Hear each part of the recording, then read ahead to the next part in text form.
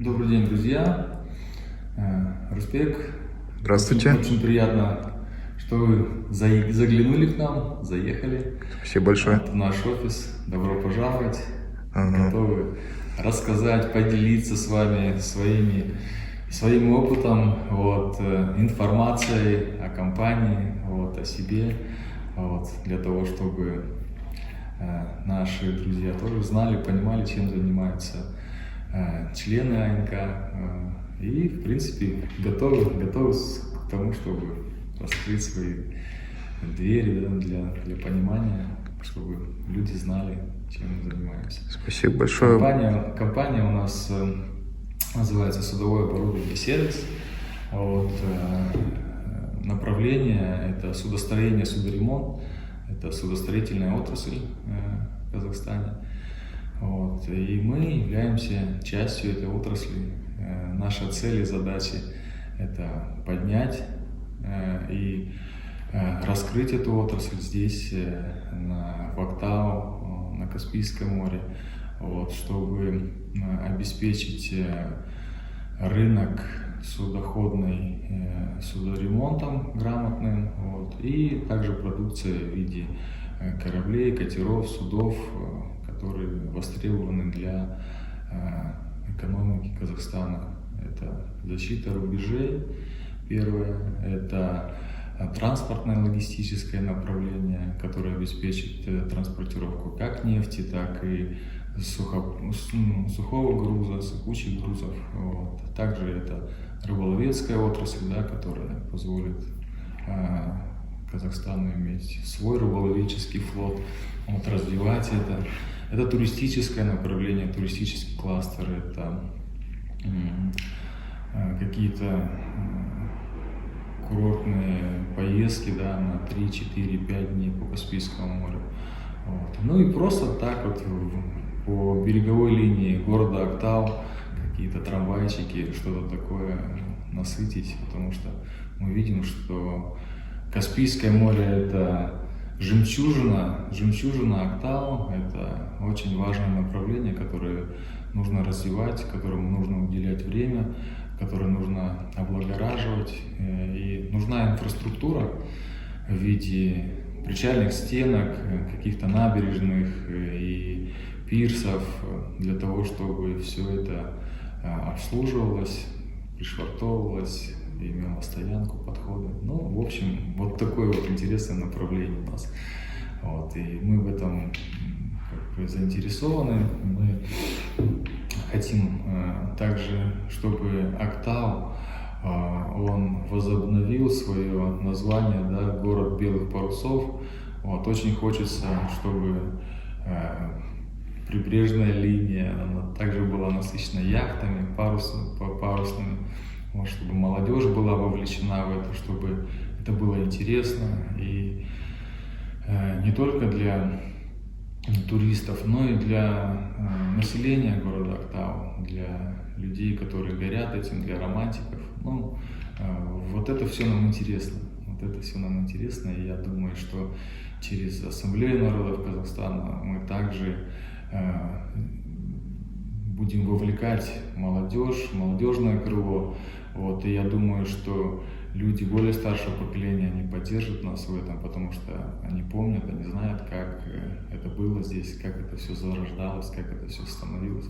Поэтому в этом есть свои прелести, скажем так.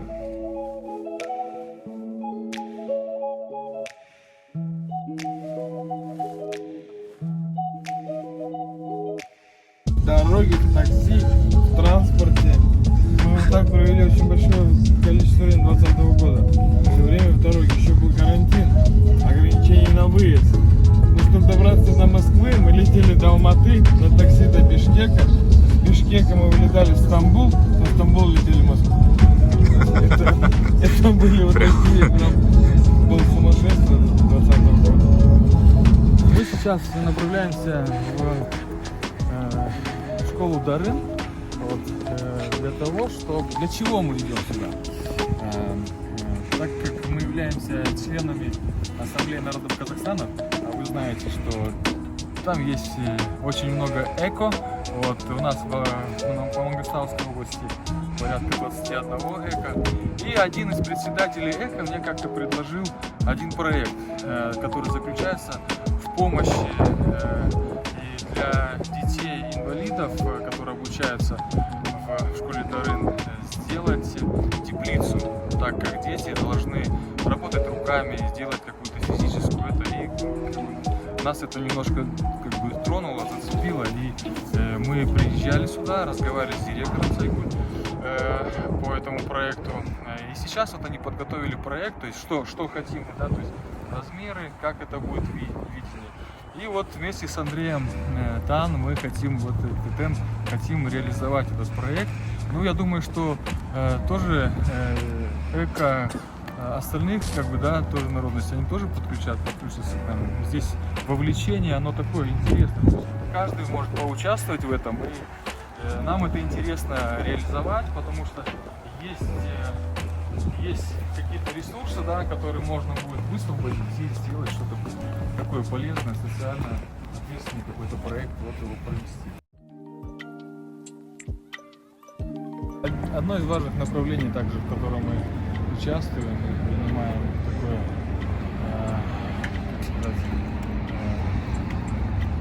работу, это Атамикен.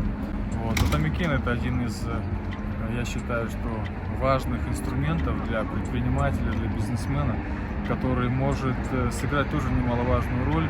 И нам нужно доносить до людей, до предпринимателей, что здесь можно получить хорошую информацию, консультацию, хорошую поддержку в виде чего? В виде того, что какие-то двери можно открыть с помощью именно Атамикена. И здесь работают довольно-таки грамотные специалисты, которые проводят и встречи, и обучение, и на своем каком-то не жизненном, а именно предпринимательском бизнес-пути.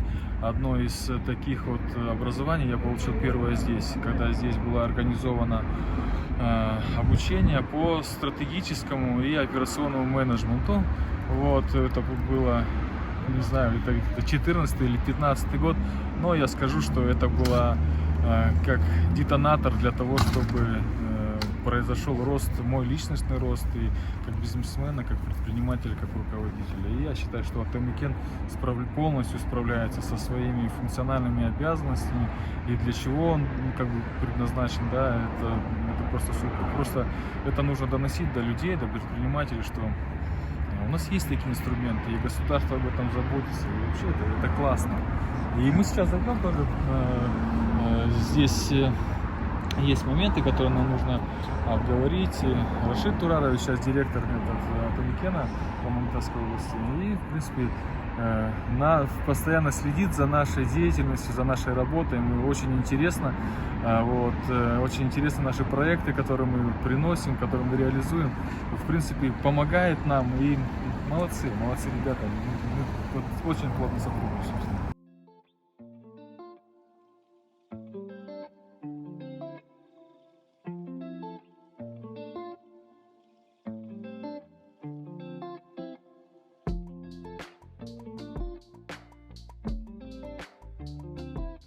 Мы сейчас находимся в Доме дружбы города Актау. Вот, здесь располагается Ассамблея народов Казахстана. Вот, здесь располагаются ЭКО. Вот, и здесь также мы проводим нашу работу. Вот, социальные проекты ведем. Здесь проходят собрания, здесь проходят презентации, здесь проходят ярмарки.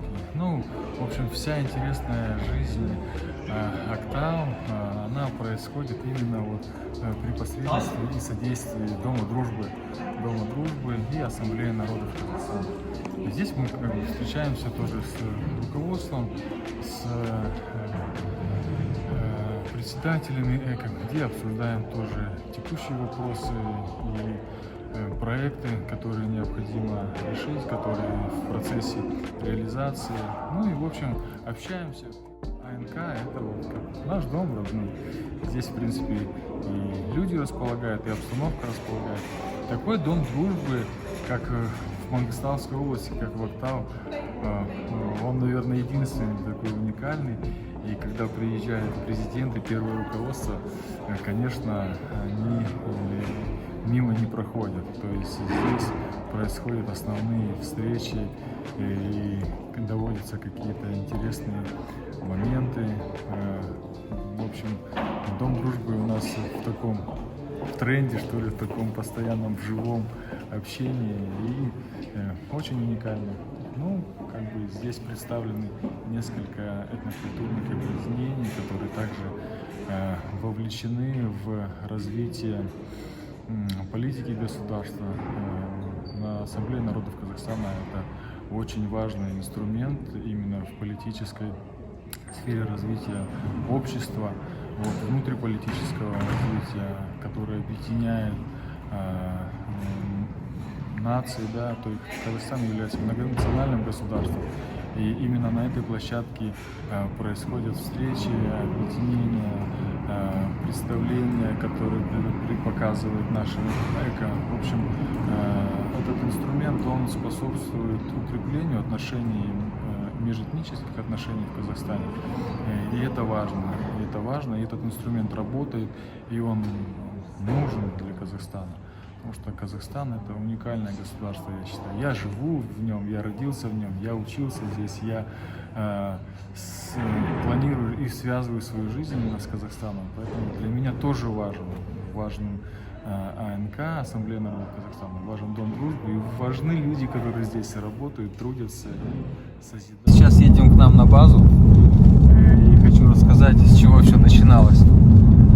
Начиналось все с того, что когда-то я захотел, что-то такое сделать интересное. Я думал, будет это или СТО, да, или же какой-нибудь сервис, потому что, инженерное направление, оно такое интересное, да, то есть что-то. Я сам механик по образованию, но запала как бы в сердце одна идея, чтобы сделать именно сервисную компанию по ремонту и обслуживанию кораблей и судового оборудования. И начинали мы все дело это после того, как я уволился, я открыл компанию. Мы начинали в гараже. Я арендовал гараж, и мы в гараж привозили свое какое-то оборудование для ремонта, ремонтировали его. И сейчас мы как бы забавно так вспоминаем с теми сотрудниками, которые вот со мной начинали, изначально шли со мной, и они видят, насколько компания выросла, насколько они выросли как профессионалы, насколько перспектива роста, она вот с каждым годом она растет в арифметической прогрессии в такой. И если брать срез, да, как было и как стало, это такой интересный момент. У меня не осталось фотографий именно тех первых времен, где мы это делали, как начинали, хотя было бы сейчас интересно. Поэтому сейчас приедем, покажу базу, покажу то, как у нас работает, все сформировано, и я думаю, будет что там заснять, посмотреть.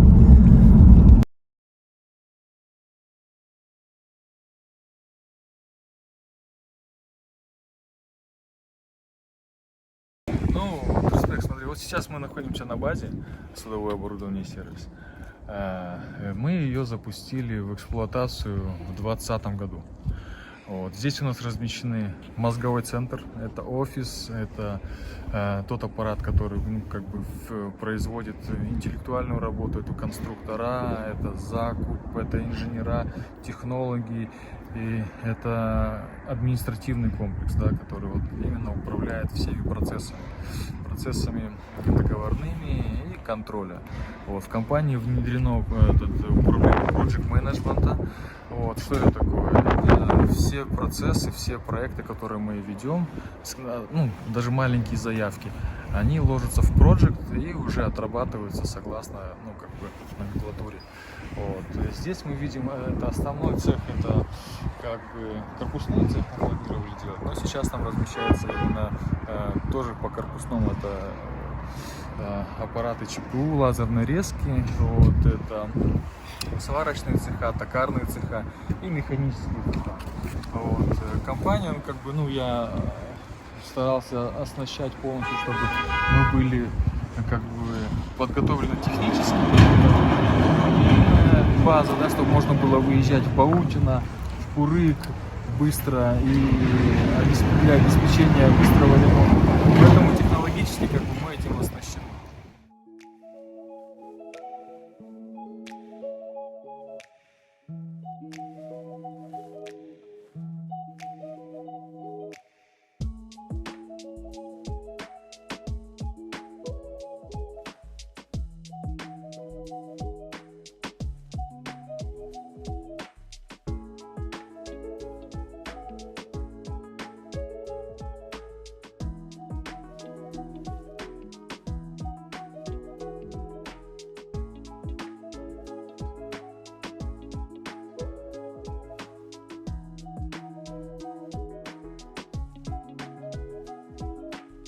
Проект рабочий тоже мы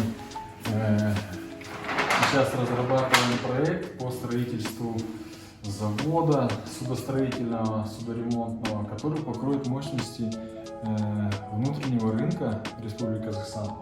Это мечта, это цель, это наше желание, это то, куда мы хотим и стремиться, да, куда мы хотим идти, реализовывать. Вот, в принципе, в таком ракурсе, в таком, как сказать, духе, бодрости, хорошего настроения, позитива. Вот. И я думаю, что у нас получится. Получится, потому что у нас хорошая цель, она добрая, она достижимая, она реальная, ощутимая. И это будет благо не только для нас, но это для государства, для людей в целом, для молодежи, поэтому для города, для страны. Поэтому я верю, что все это получится, все это будет. Вот мы выбрали вот это место для строительства судостроительного судоремонтного завода, который находится в городе Актау. Вот это расстояние. Здесь планируем построить судостроительный завод, который будет обеспечивать ремонт и судостроение внутреннего рынка Казахстана. И также мы планируем выйти на внешний рынок, то есть ремонтировать суда других сопредельных государств. Вот. Сейчас вот мы видим, здесь вот стоят корабли на рейде, ждут своей очереди для входа. Это судно очень близко подошло, как бы оно не село на мель. Ну, тем не менее, мы видим, что вот это место, оно вот очень хорошо подходит для того, чтобы именно здесь сделать завод, который был бы у нас в Казахстане первым отечественным заводом именно на территории Каспийского побережья, Каспийского моря в городе Актау. Поэтому вот наши цели, вот наши задачи, вот наша как бы перспектива, к чему мы хотим прийти. Поэтому я думаю, с помощью государства и мы реализуем этот проект. Вот. Очень интересный проект. Вот. И постараемся также не подвести. Вот. Так что так вот. Сегодня вот эти вот наши задачи. Бывают трудности, есть трудности, не спорю, не ухожу, есть проблемные вопросы. Но это все решаемо. Все решаемое. Для этого нужны усилия, время, вот, труд. Поэтому мы заточены на то, чтобы работать, трудиться, вот, и формируем как бы такое нормальное, здравомыслящее общество вокруг себя. Вот. И тот потенциал, который мы хотим